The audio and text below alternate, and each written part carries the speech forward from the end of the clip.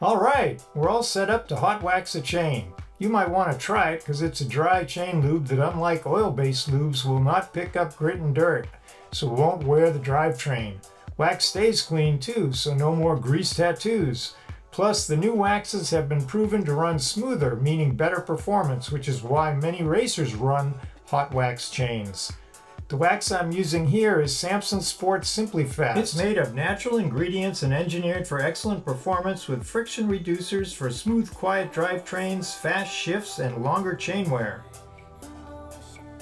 The chain needs to be pretty clean before you put on a hot wax. My chain isn't really dirty. I think I can clean it up pretty well by wiping it clean with some degreaser. You could choose a chain tool to do this, a chain cleaning tool. I have another video showing that, which I'll put a link to in the description. But you can really clean a chain pretty well the way I'm going to do it here. I'm going to speed it up so we get through it more quickly than if I did it in real time. It takes a lot of wiping and going around the chain, keep moving the rear wheel and pulling hard on the chain to get the links as clean as you can. But it's not a hard job, it's kind of satisfying.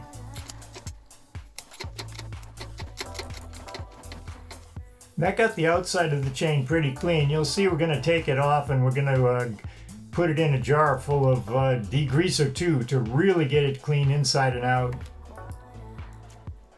One of the reasons hot waxing has gotten more popular is because it's easier to take chains off and put them back on again, because most chains today have quick links in them. I have a nice pair of Shimano quick link removers here that I'm using. Put a link to those in the description too.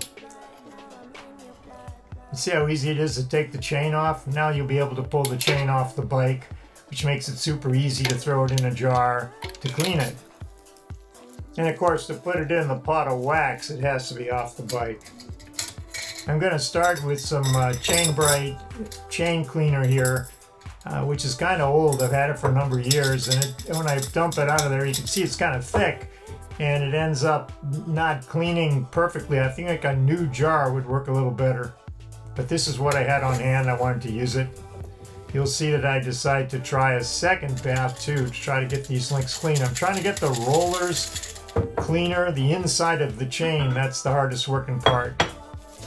While the chain's soaking, I'm going to put the Simplyfast Wax in the Crock-Pot, which is a good way to melt it.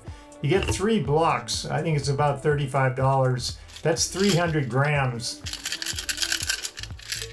We're going to go back now and we'll shake the chain some more while we're waiting for the wax to melt. It takes a while for the wax to melt. This is a speeded up version of how long it took, but basically it was about a half an hour for this wax to completely melt and go from a solid to a liquid.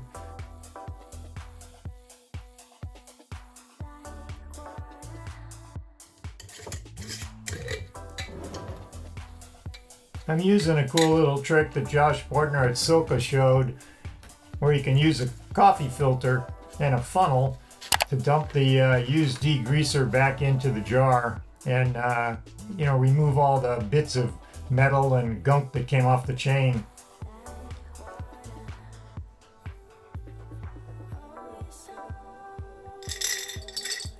And now I can take the chain and spend some time trying to clean it even better than we cleaned it before by simply wiping it when it was on the bike.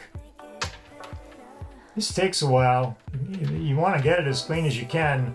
They say the cleaner the better for the wax, the hot wax, to adhere to the chain and to perform at its best. So I work at it for a while, keep looking at it, and then what I'm going to do is I'm going to put it back in. And because the first degreaser didn't seem to be cutting the grease as well as I thought it should, I'm going to try a different one and see if we can do a little better the second time around.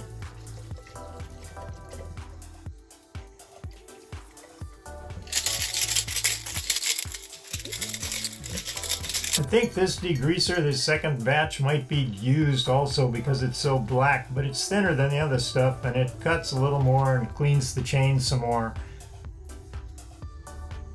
You should definitely use a new degreaser and strong degreaser so you can get the chain as clean as you can.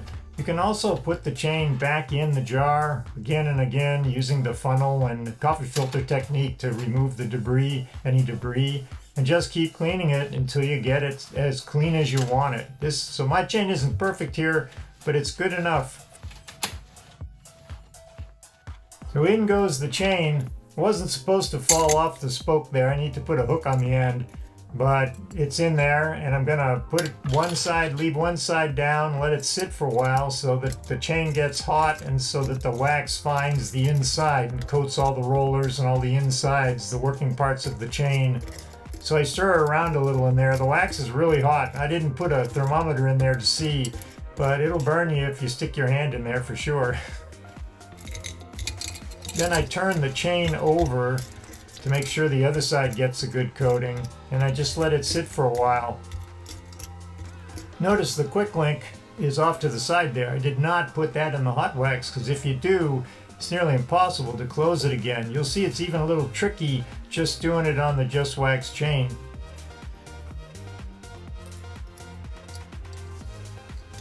It's been years since I hot waxed a chain, so I'm just stirring it around. I want to make sure that all the wax gets to all the parts of the chain before I pull it out. It's been in for a while now, over 5 minutes, so here we go. We're going to remove the chain. I make a mistake here, you'll see.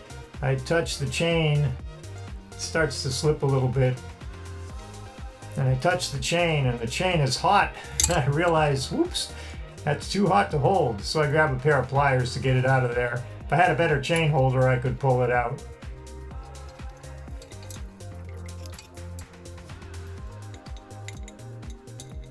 So I'm just taking it out slow because I want the wax to stick. It's probably drying as you remove it. And then I make another mistake here. I put it down on a paper towel. The problem with that is the hot wax sticks to the paper towel, but it isn't that big a problem. When I flip it over, and when I put it on the bike, you don't see much paper towel in the wax.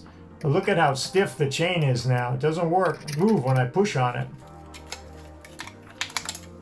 So installation, because the chain is so stiff, it's kind of funny, you know, the links aren't swinging freely. Some are, but most of the chain is stiff. Reminds me of one of those mailboxes people make, mailbox posts out of chain links where they weld the chain links together. These links aren't welded together, they'll break free, but the wax holds them pretty tight. So it's tricky to put it on. The chain doesn't want to sit on the chain ring in the front, and it doesn't want to bend and go around the pulleys on the rear derailleur either.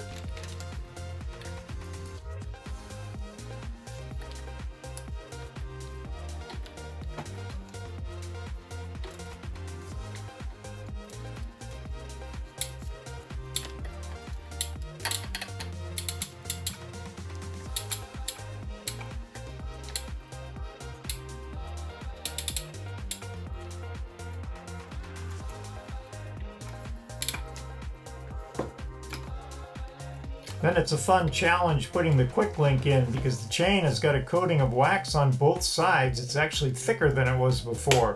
So when you put the quick link in, the ends of the pins don't meet up with the side plates. So you have to work them. Pretty funny looking at the wax chips come breaking off the chain. It's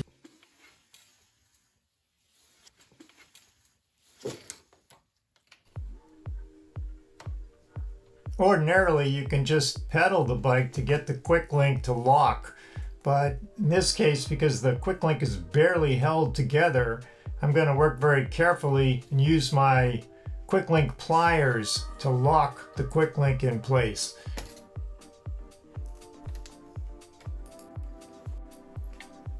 You can see here how the chain is not all broken in yet because you've got the stiff links coming around. And you can see the waxy residue on the chain and the wax dandruff on the chainstay there that chips off, which is pretty interesting. Here's the remaining wax. Look how hard it is. That's why it lasts so well, doesn't attract grit, and runs so smoothly. Also, it's not too dirty, so the chain wasn't that bad, I guess.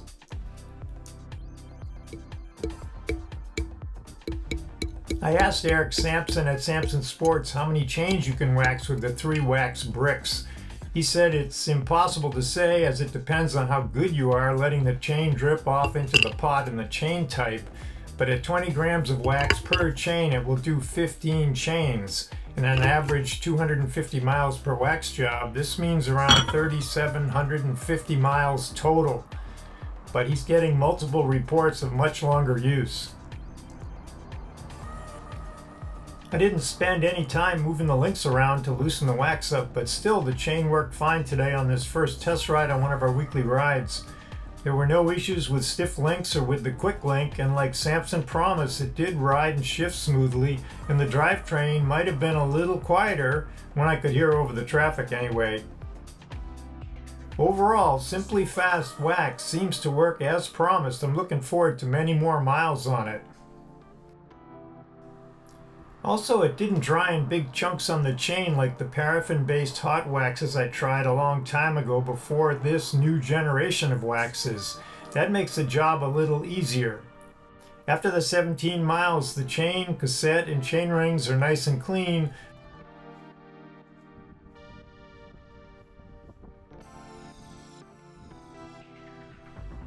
If the chain does pick up dirt, Sampson says it can be rinsed clean with water since the wax is hard enough it doesn't stick. That's a wrap on hot waxing a chain with Sampson's Simplyfast. In case you're wondering, this same method will work with other hot waxes too. If you don't have a Crock-Pot, you can use a double boiler to melt the wax instead. It would be great to hear your tips if you're a hot waxer, and I'm happy to answer any questions about the waxing process, Simplyfast Wax, or the materials and tools I used. Thanks for watching, and if you enjoyed this video, be sure to subscribe. That way you'll know about future videos like the one I'll do soon on Silka's hot waxing system for new chains, which includes their own melting pot.